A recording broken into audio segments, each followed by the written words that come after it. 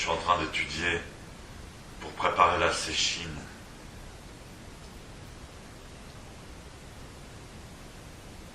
L'enseignement du Bouddha donné dans la Prajnaparamita.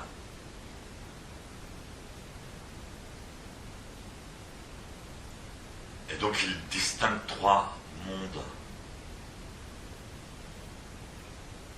Le monde matériel, le monde immatériel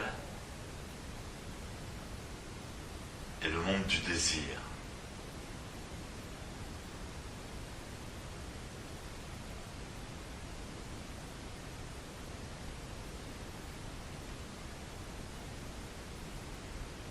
Donc c'est une vision que je ne connaissais pas, que je n'avais jamais étudiée, que je trouve très intéressante.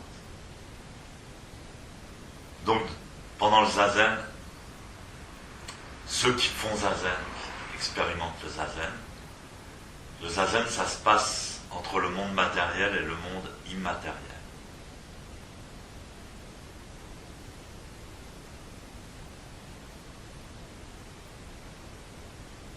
C'est-à-dire le monde matériel, c'est quand même notre corps, notre posture, la réalité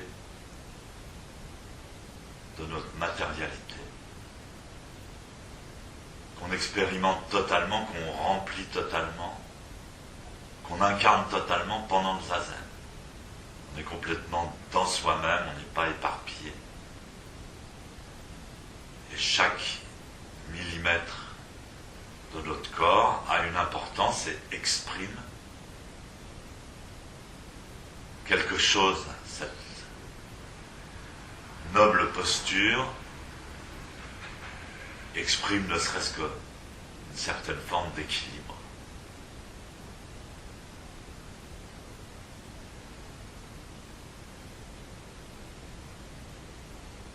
Et remplit notre conscience matérielle, du monde matériel.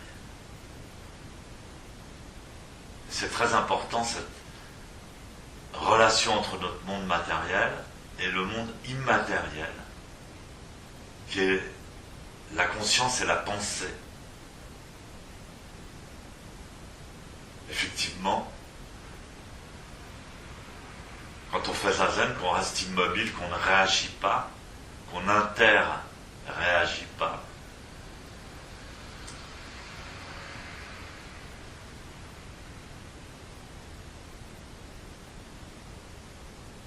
on va complètement, si on est concentré, intégrer sa pensée et sa conscience.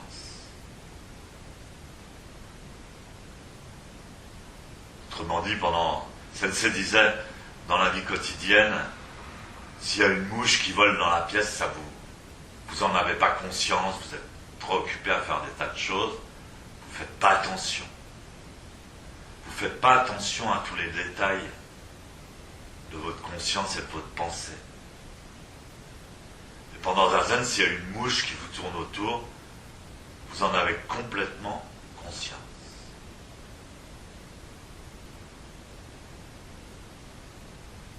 Donc la conscience et la pensée, on appelle ça le monde immatériel. Et le troisième monde, c'est le monde du désir. Le monde du désir, c'est le monde de la vie de tous les jours, où on va en fait toujours agir, réagir en fonction des... Quand on dit désir, ça peut être ou la peur ou le désir, c'est-à-dire ou bien poursuivre quelque chose ou bien fuir quelque chose. On l'appelle monde du désir parce qu'il va se décaler. Il va se décaler par rapport tout simplement à l'ordre cosmique, au mouvement naturel du cosmos.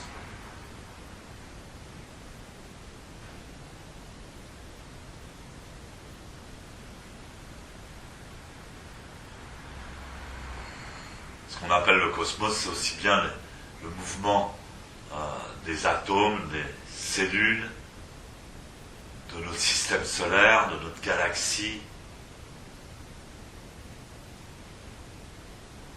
de notre univers,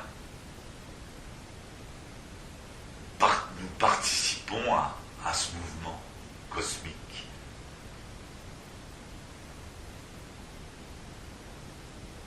Dans le monde du désir, nous interagissons avec nos désirs et nos peurs.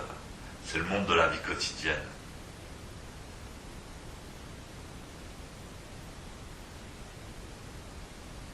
Et donc quand on fait zazen, il serait souhaitable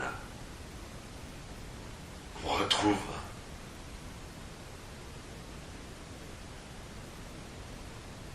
le point d'équilibre, aussi bien matériel que immatériel,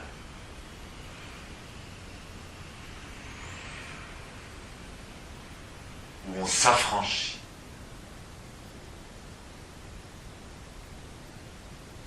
ne serait-ce que quelques secondes, même une demi-seconde, où on s'affranchit de l'interaction du monde du désir.